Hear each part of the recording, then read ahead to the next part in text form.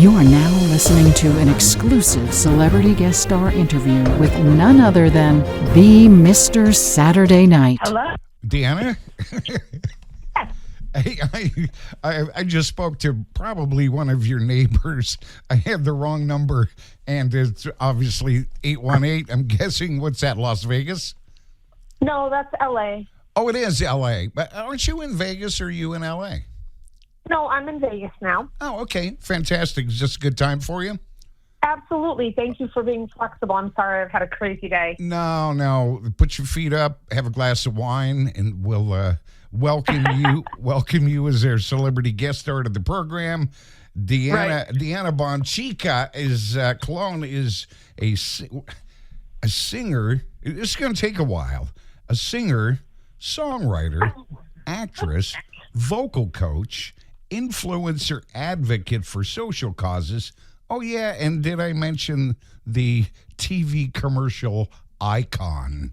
How do you live with it? Icon. Oh, yeah. my goodness. Who are you? You're wonderful. You're wonderful for my ego. Icon. I don't know about that. No, come on. I before the program here, we just played a little bit of music. I played the Big Lots commercial. I played the Jardiance commercial. I played the Bad Bunny commercial. Yeah, you're an icon. You're on. Oh, Lord. You're cute. You're on the Mount Rushmore of commercials for sure. Oh, wow. Well, you're very, very kind. I approach all of it saying I'm very blessed to wake up every single morning and do what I love and be creative in all of the ways that you just mentioned. You missed one, though. Did you know you missed one? Let's see. Singer, songwriter, actor. Well, I know jingles, but I kind of figured that was singer, songwriter. No. It's a totally other world of being creative, but you missed chef. I actually I have a whole, Deanna Bonchica is my social media everywhere. On TikTok, I have a show called Fork My Life, and I grew up in an Italian restaurant for 45 years, my parents owned it. I, was born and raised in that place, and I avoided it like the plague. My family, they would have loved if I had taken over the family business and been running it to this day. But I was like, no, I must entertain. And I went down that road, getting a full scholarship to Berklee College of Music, which, made my parents go, oh, wait, maybe she has something here. And literally probably 6 years ago, I was on MasterChef Season 10. I won a white apron from Gordon Ramsay himself, got on the top 20. And that kind of springboarded me into, wait a minute, I love cooking. I'm a great cook. I enjoy cooking. I don't have to have a brick and mortar restaurant like my parents because now there's social media. So I do that. I do festivals and expos and all types of things all over the nation, hosting them as well as cooking for them. And then I have this presence online with my little show. So that's another little creative passion of mine on the other side of things. Now I feel really silly because it is, it's a number of my questions, which I just now crossed out because you covered it. But I forgot to throw that up front. Yes, you are. And I have to tell you, I have watched turkey. I have watched Italian dishes you have made. Right. I love your. You know what? Here's the thing. You're really, really good, but I don't think you take yourself too seriously. Is that fair? I love having fun. I mean, listen, my last post on social media, my last post on Instagram was, there's a strip club here in Vegas called Little Darlings, and they said, now taking applications for ugly girls, whatever. Oh, you posted that. I saw that. Yeah, I just posted it and I green screened it and I went and I was like, hey, guys, the price of eggs are so high and this economy's so nuts. I'm going to go, by the way, and I named myself the Big Bounce and I'm like, I'm going to go apply. And I mean, and it's really funny. I put things up and I mean to make people laugh. And some people get offended by some of the things that I say. Oh. And the people, I think the people that knew me came up under it and they were like, I've got my hundreds ready. And, they were like, I'm not going to go do that, guys. Like, come on. But I, try to be funny. And everything I do, there's never any malice in it. It's always like, I want to make you giggle a little bit. You know what I mean? I want to make you laugh. I want you to look at a situation in the world and can you find the humor in it? So yeah, I enjoy entertaining people, and I don't take myself seriously, because if I did, I'd be in every one of my videos with the full hair and makeup. And in case you haven't noticed, I look like I roll out of bed in every single video. I have to tell you, I've seen a number of your videos. I love your wit. I love your sarcasm. And yes, people need to relax. You know what? If I can make you smile, let's all have a good day, right? And I love your expressions. I mean, you're the best. You really are. Aw, you're so sweet. So for the people listening, where would they find us? Because I know I'll forget to ask you later. Oh, I mean, seriously, across social media. It doesn't matter if it's Instagram, TikTok, X, whatever, everywhere you want to find me. Pinterest, it's at Deanna, Deanna Bomb, B-O-M-B, Chica, C-H-I-C-A. I made it really easy. You can find me. And you know what? If you throw my name in a Google search, you're going to find everything pretty quickly. Yeah, you are. You are pages 1, 2, 3, 4, and 5 of Google, and that you really are. You have accomplished that much. Let's go. You mentioned in Massachusetts, so the studio's here in New Hampshire, not that far away. Right. You grew up in Mass. Tell me, well, actually, let me back this up. You started singing in the family basement with a hairbrush. And a makeshift microphone. Yeah, well, I was a latchkey kid. I was born in the early 70s. My parents were 18 and 20 when they got married, opened their restaurant, and they did not have people to watch us. So I was home watching my 2 or 3-year-old brother at that time. My parents would have been arrested today. Okay, it was Home Alone for real, right? But we were latchkey kids, let ourselves in. Dad went to work at like 4:35 in the morning. Mom would relieve him probably around 5 or 6. So we really didn't have parents. I always kind of say, I joke that I had one parent at a time. And when my dad got home, he was freaking exhausted. So when we were done with homework and chores and whatever we had to do, I was like, okay, now what do I do? And I would literally go downstairs, and my parents had stacks of records, and I would put the record on, get my little round curler brush, and sit downstairs and sing along with Patsy Cline records, Connie Francis records, Donna Summer, and then the queen of all vocal queens erupted on the scene, and man, was I down there singing. Now I'm a 5'2" little white girl down there trying to sing every note that came out of Whitney Houston's mouth, and I swear to God, I was convinced. I'm like, I'm being a white Whitney Houston. And I was down there dissecting her records. Also, Streisand and Mariah. But Whitney, I joke that Whitney was my first vocal coach, because that is who taught me power and strength and how to get placement and resonance. And I was down in that basement until, I don't know, 8 or 9 o'clock. That's what I was doing, literally mimicking records. The basement was my Grammy stage, and I knew very early in the game that was going to be my path. I love to sing, I love to perform, and when you get on stage and you see people applaud and smile, that's huge. And then the other thing for me was, it was the one place I was accepted. I grew up in a time where they called bullying teasing. I got teased a lot for my weight. I was always the chubbier. Yep. On the chubbier side. I grew up in Winchester, Massachusetts, which was primarily English and Irish, skinny little girls with blonde hair and blue eyes. That's what I grew up around. And I am the quintessential opposite of that. And I loved a good ravioli and a cannoli. I'm not going to lie to you. So I was teased. But when I was on stage, everybody loved me. Everybody loved me. I was cool for about a week after each performance, and then they were back to teasing me. You know what I mean?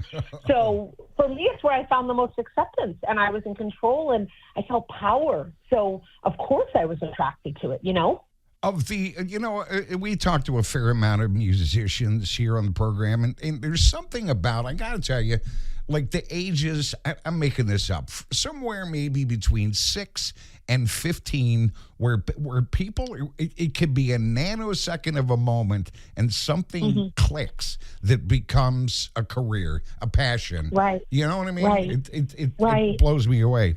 And if you live here in New England, the holy grail, I suppose, is the prestigious Berklee School of Music, I guess, technically. Yes. And you got in kind of an unorthodox way. Tell me about that. Well, I was graduating high school. I had no intention of going to college.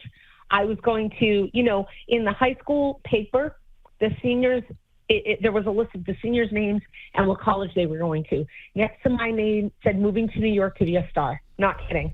And I was going to Boston every day to record. I recorded my first single, which, by the way, got sold at Tower Records. I had a single. It was called Freedom, I swear to God. I opened up for Marky Mark and the Funky Bunch and Sweet Sensation and a bunch of different acts with it.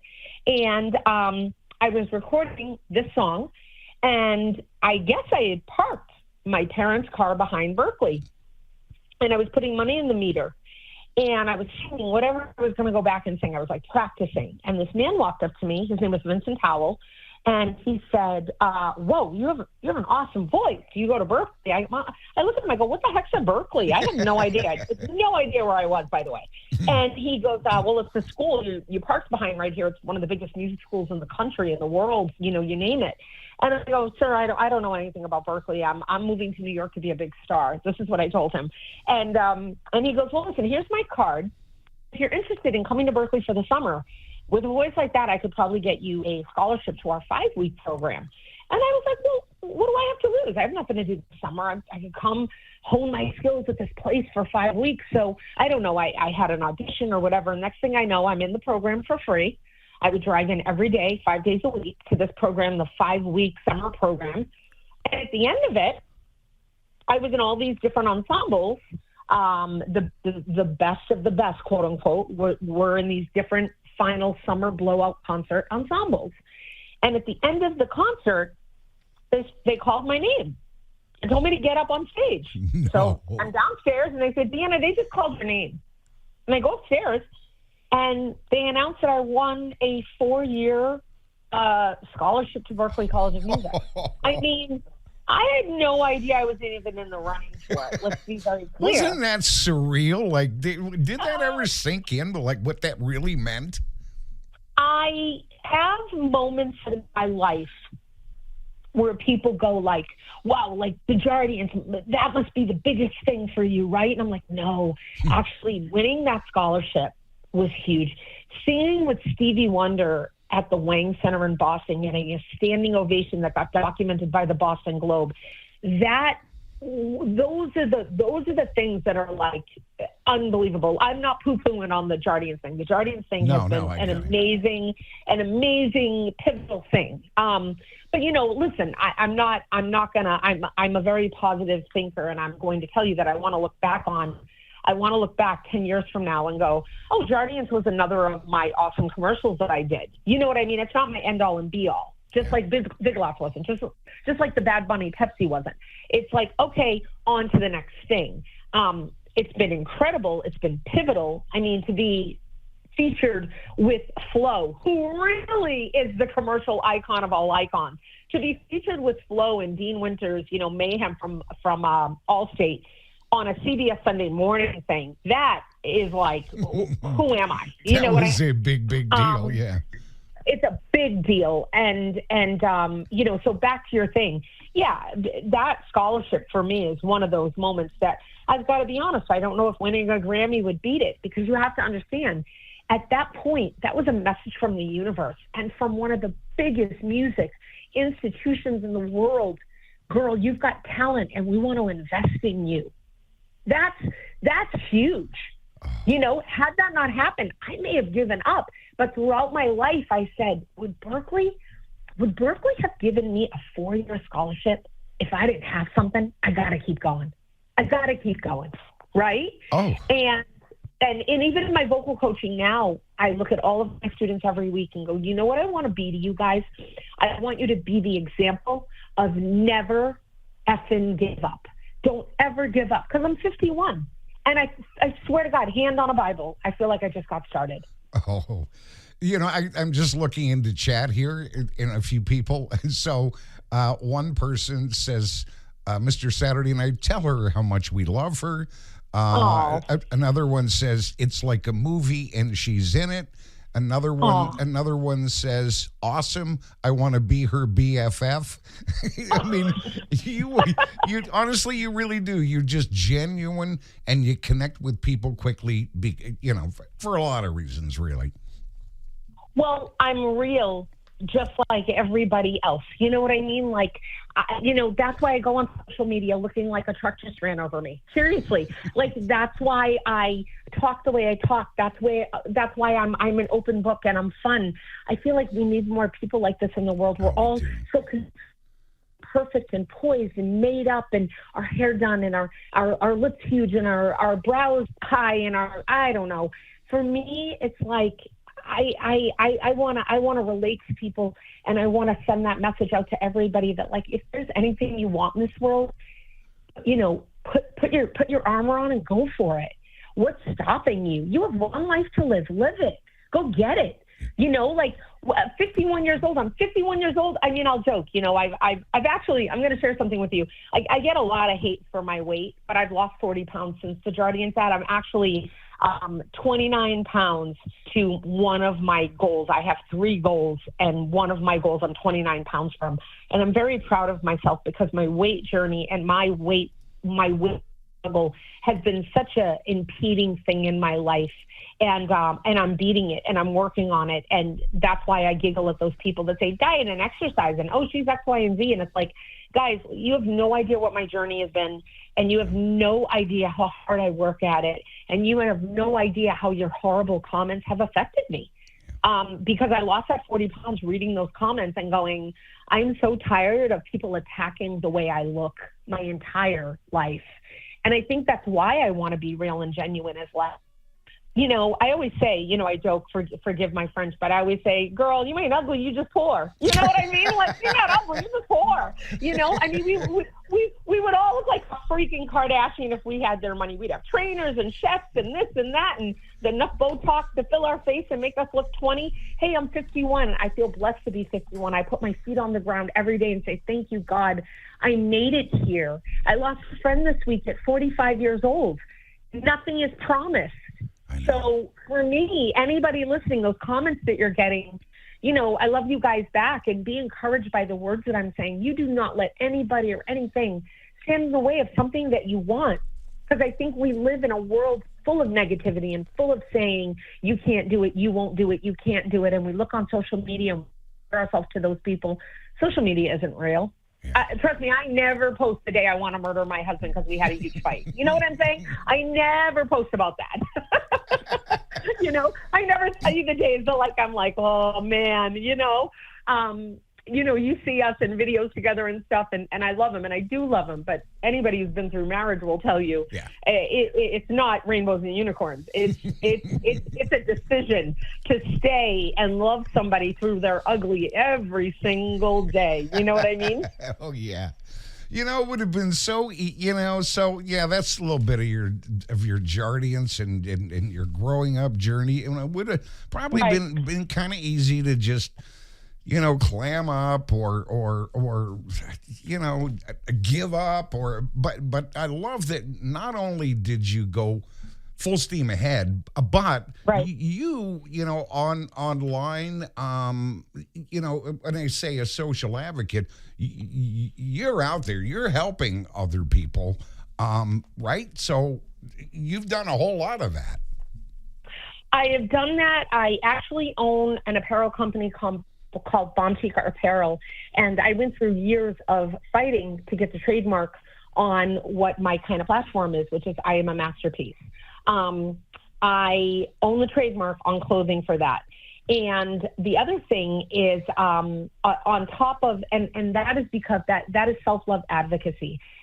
I had very bad self-esteem. Believe it or not, you would never think that seeing me at 9 or 10 or 15 or 21 or 22. But my self-esteem was in the trash because, again, I got bullied and teased. I didn't look like everybody else. I didn't feel like I was beautiful. I didn't get attention from boys.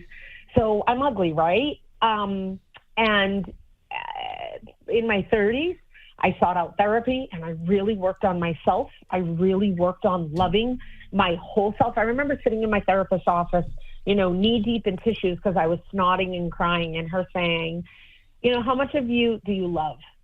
Show me with your hands. And I went from the top of my head with one hand, and from the base of my heart with my other hand. And I said, this is what I love, from my head to my heart. And she went, wow, I can't wait for the day for you to say from the top of your head to the bottom of your feet. I stand here today and can say that.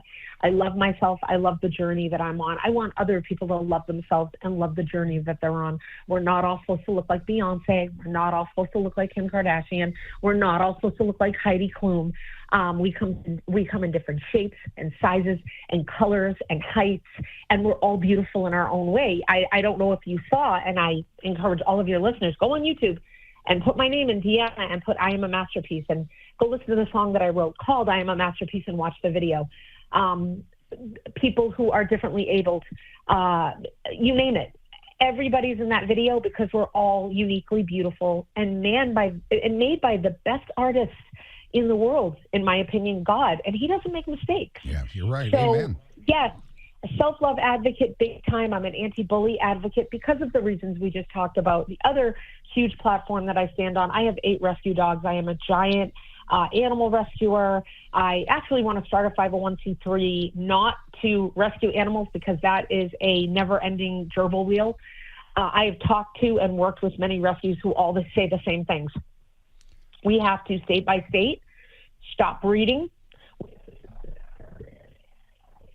The actual breeders too, because they shouldn't be able to breed. They shouldn't be able to breed while your local shelter is killing dogs for space. End of story.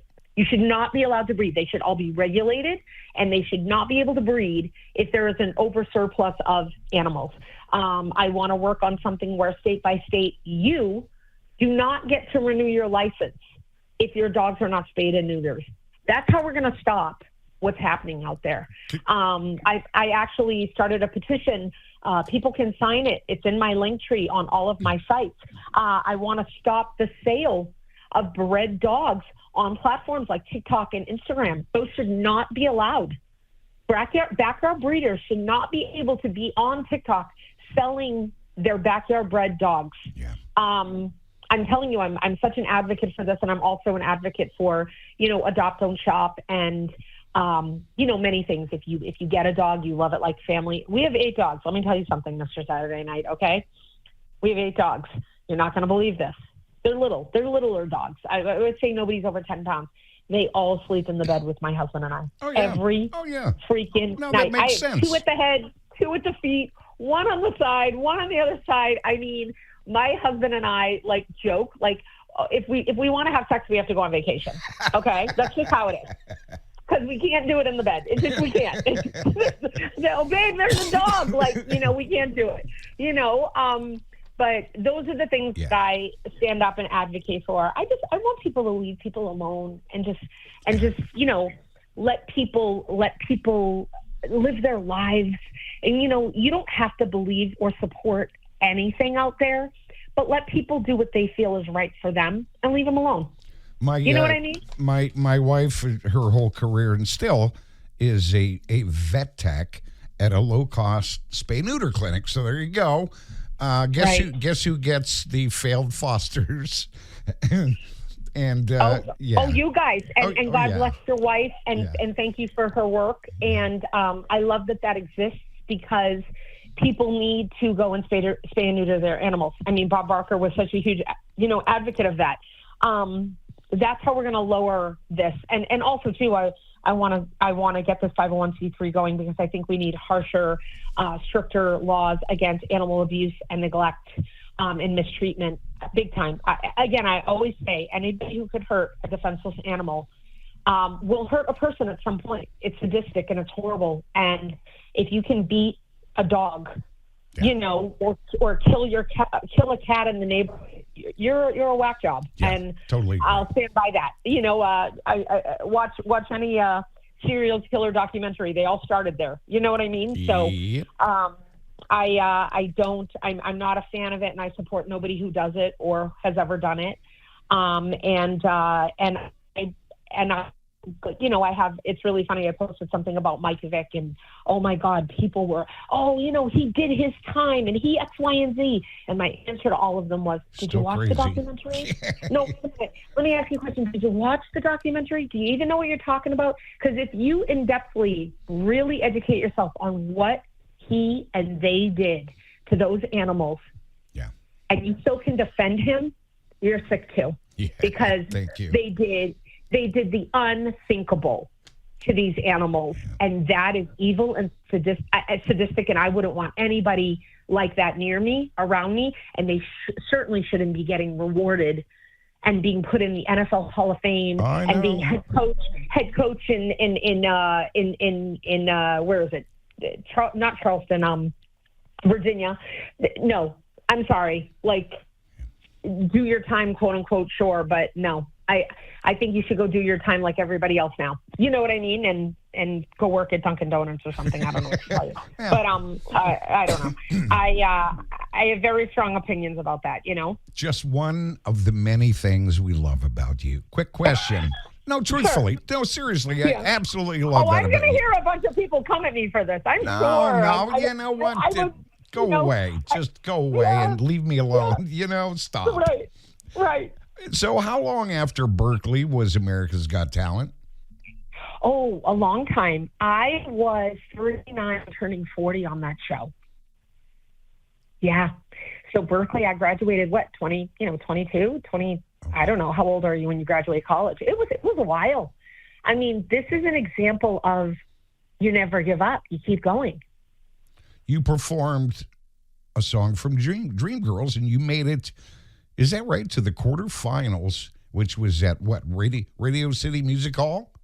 Yes, sir. And I got a standing ovation from the whole place and all the judges. And then the next night, they threw my ass off the show. No, they did. God. They sure did. They sure did. I mean, I went down in the green room and everybody was high-fiving me. You're going through, Deanna. You are incredible. Everybody stood up for you. You got a standing ovation. And then the next day, I think I lost to a Chinese dance team. Oh, God, no. I did. But you know what? And I was crushed and I was heartbroken. But I will tell you something, yet another message to everybody listening. I did that show from 39 to 40. And I will tell you right now that from 40 to 51, I've done more in my career than I did from 15 to 40, which is why you don't give up and why you don't keep going. And he's 3 steps ahead of you, and he knows when, where, why, and how. And you got to have faith, and you got to trust it.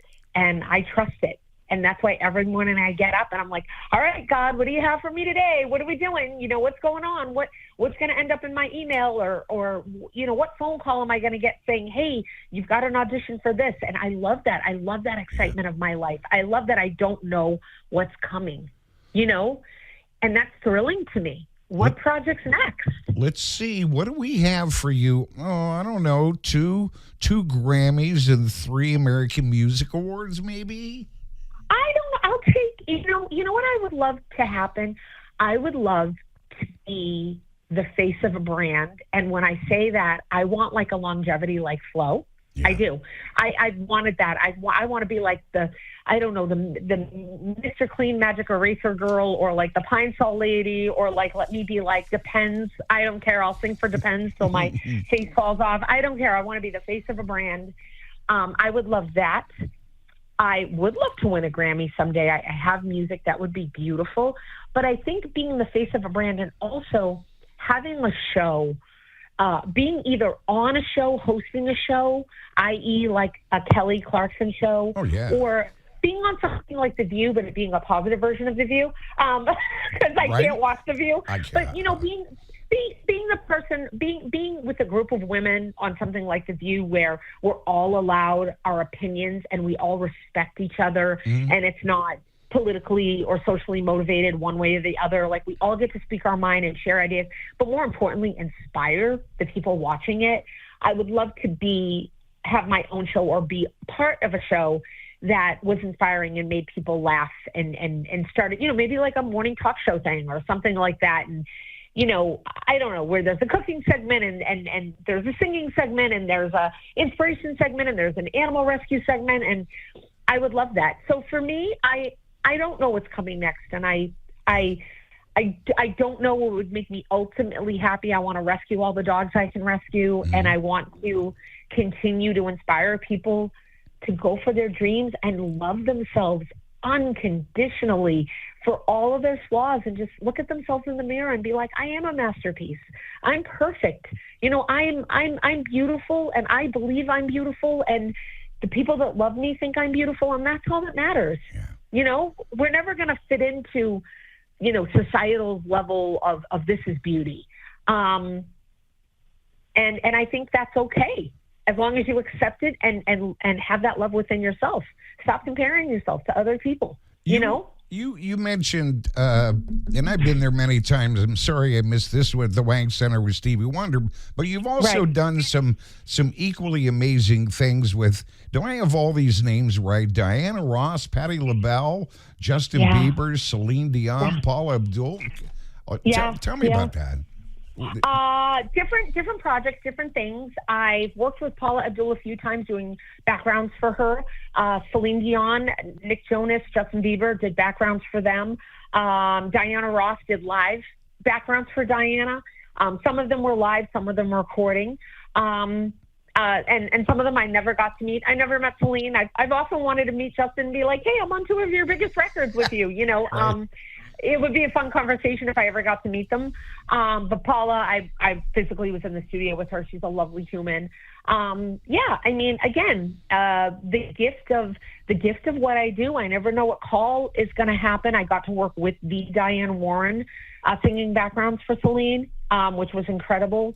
I've been in the studio with Umberto Gatica and Desmond Child, and I've worked with David Foster. I mean, like, huge names in the business. And that's the thing for me, is I don't take any of it lightly. Like, wow, what a blessing. Like, what a blessing to know. I mean, I sang for Patti LaBelle, and she came up to me after the show and was like, you are a little Patti. I said, okay, I can die now. I can die.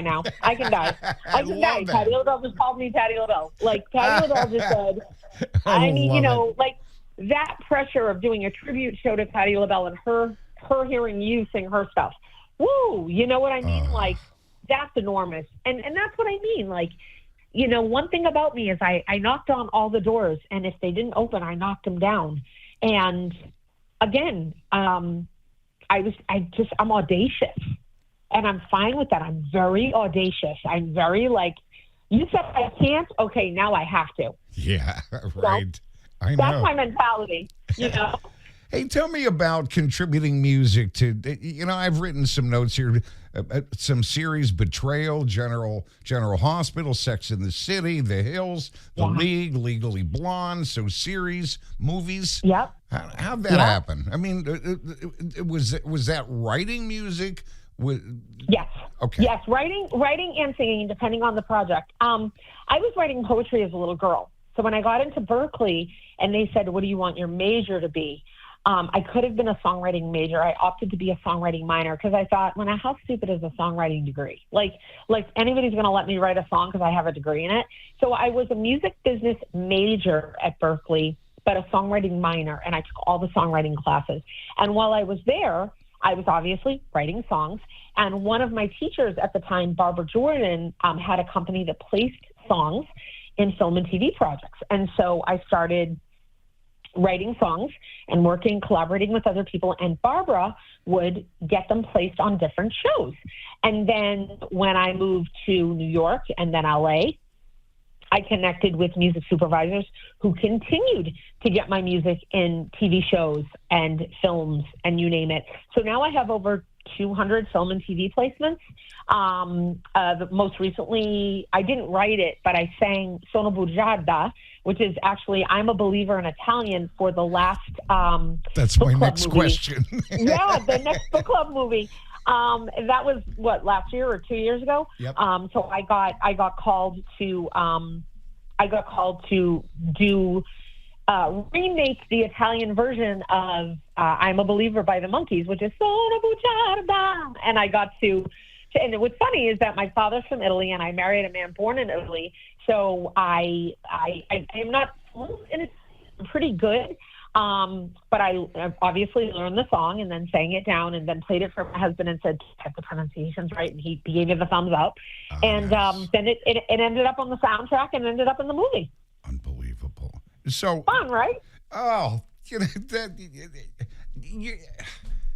I mean, well, first of all, I'll be honest, I'm in awe. And then secondly, that nothing you say surprises me. After 5 minutes, I'm like, you could say, well, I was just elected president of the United States. And you know what? I would believe it. I would believe it. Like, you go, girls. Yes.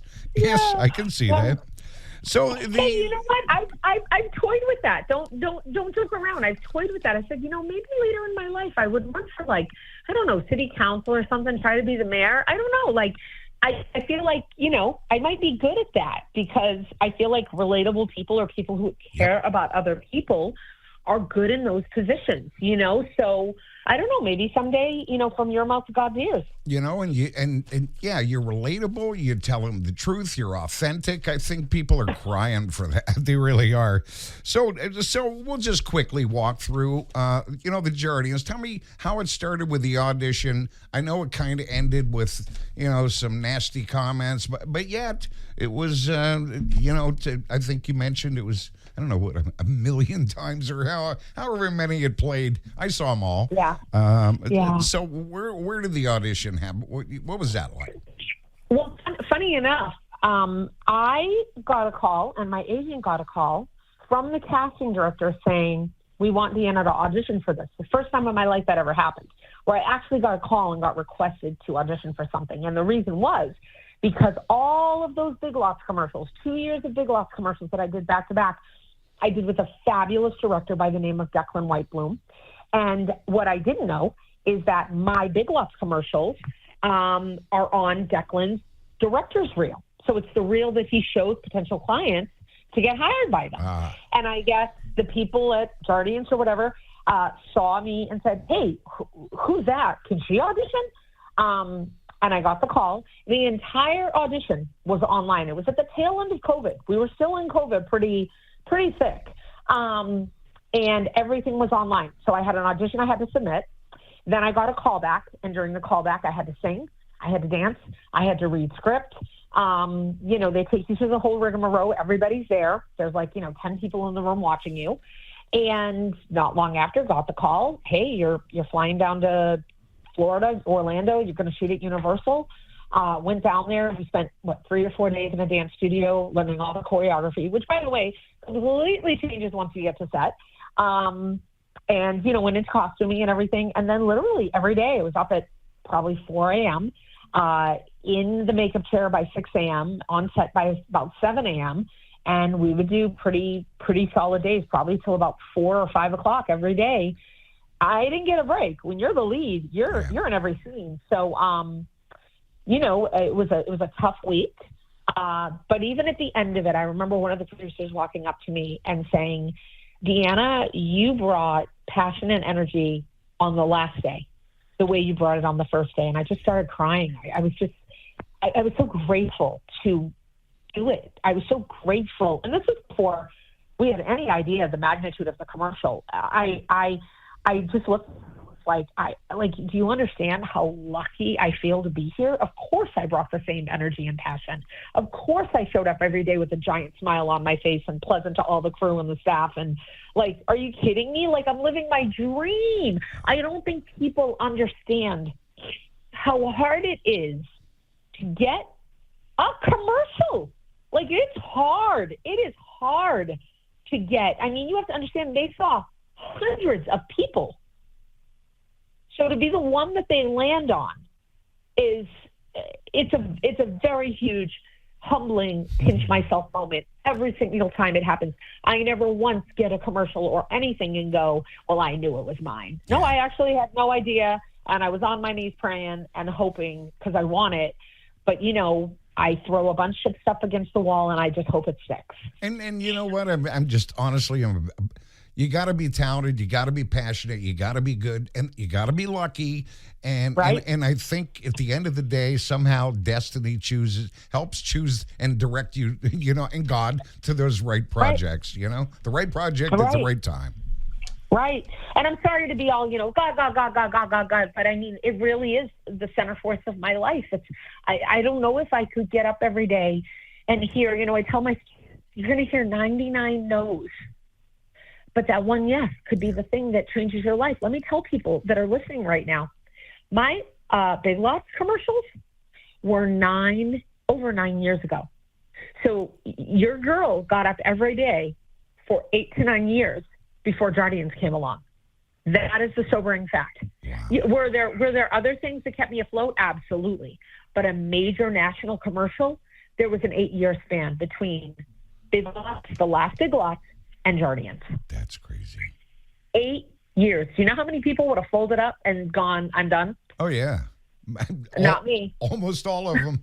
Yeah, everyone. Right. Right.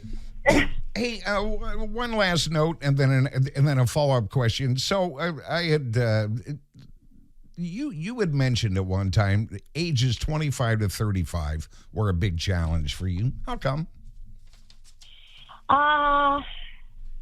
I think low self-esteem and low confidence, plus being around people that I had no boundaries, so people that took advantage of my kind heart were very wary on me. So now I don't change my heart, I change who I give it to.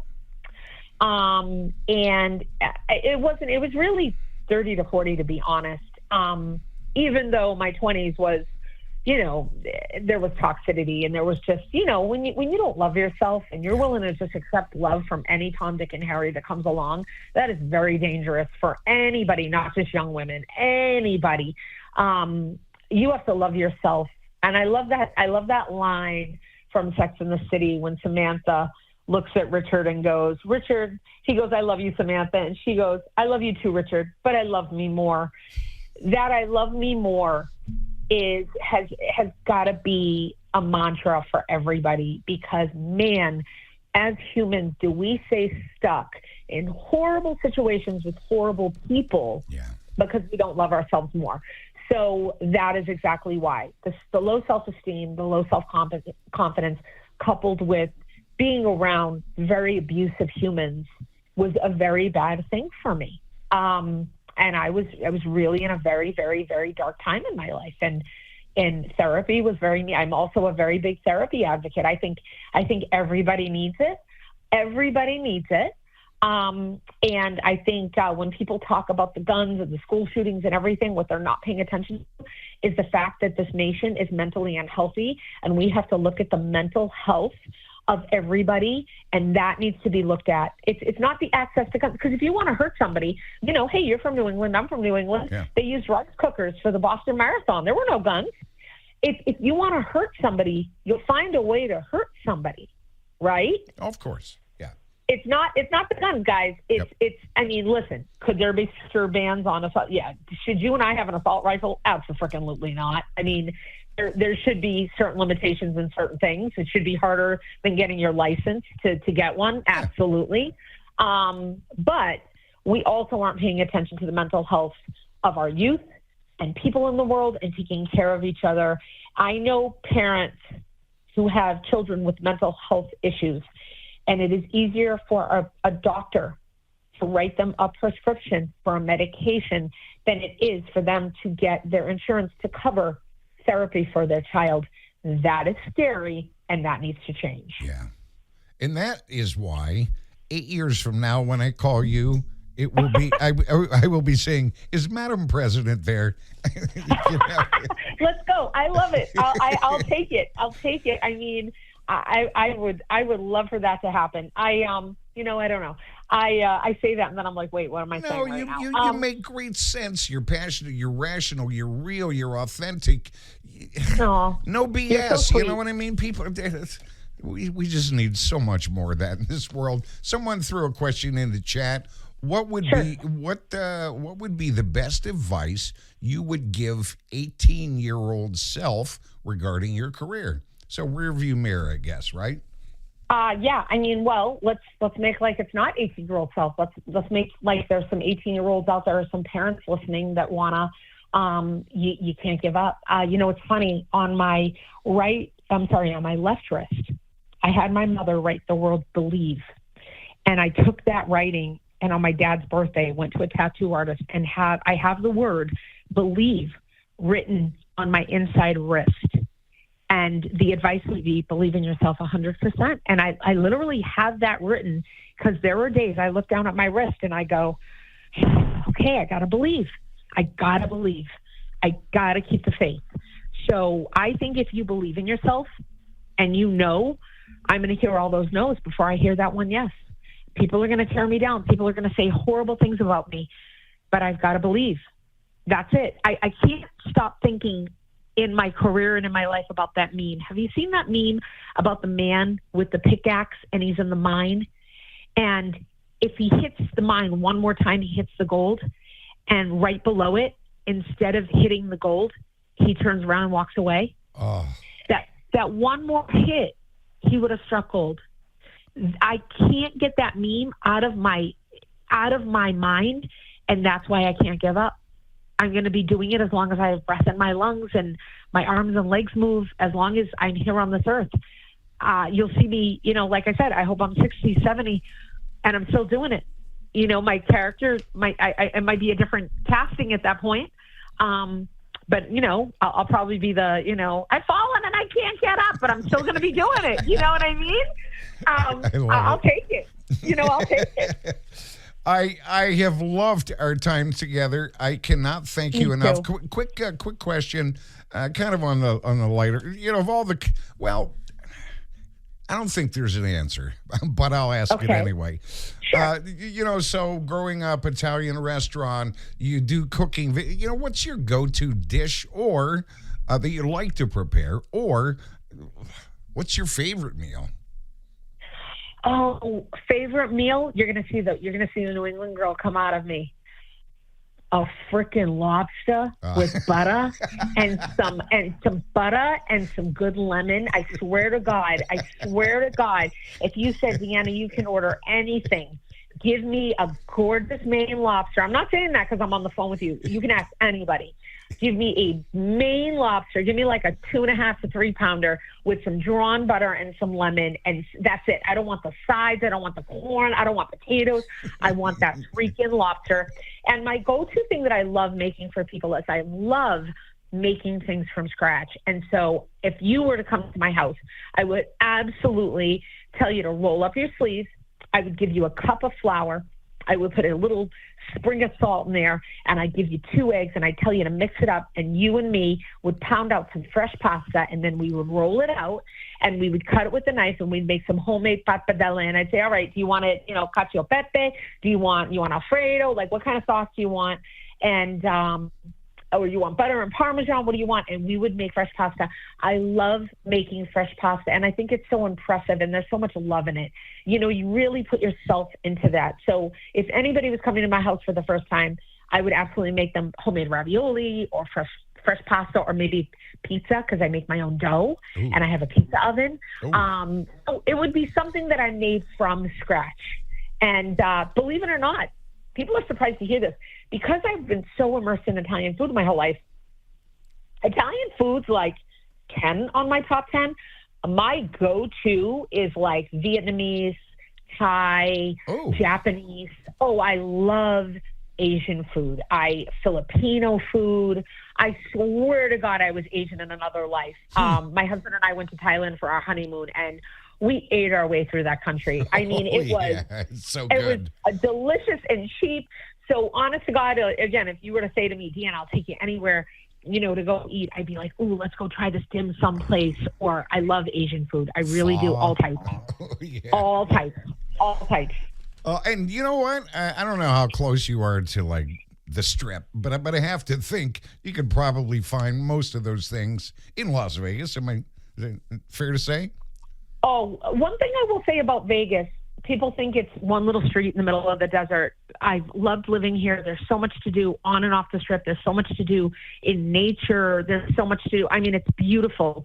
There is a particular street, and I'm blanking on the name of the street right now, but all it is every Asian type of food you can think of. It's like Chinatown. Nice. And that is where you go for Asian food in Vegas. If you ever come to Vegas, you hit me up. All right. Do not. I'll have a list of places you go to eat. None of them will be on the Strip. I assume you've well, I don't know how old you were when you left Mass, but you've obviously, I would think, you've been to Chinatown in Boston, yes? Oh, yeah. Oh, yeah. Yeah. It's probably doesn't hold a candle to Las Vegas, but it's close. No, it's close. You know what? I think each Chinatown, I think each little nook like that has its gems, and just like Little Italy. I grew up in Little Italy in Boston. There's places that if I go back to town, if I go back to Boston, that's where I go to eat. And I don't stray from that. So shout out to the Daily Catch. It's one of my favorite places. It's a little hole in the wall right on Hanover. Oh, and then I go right across the street to Mike's Pastry. Oh, yeah. Oh, yeah. Yeah. What's the other place? I can't remember the other across the street. Modern Pastry. That's right. There's Modern. People fight about who's better. I know. I let them fight out who's on. I have my food at the Daily Catch, and then I walk across the street to Mike's, and I let the other people fight. Fight all day.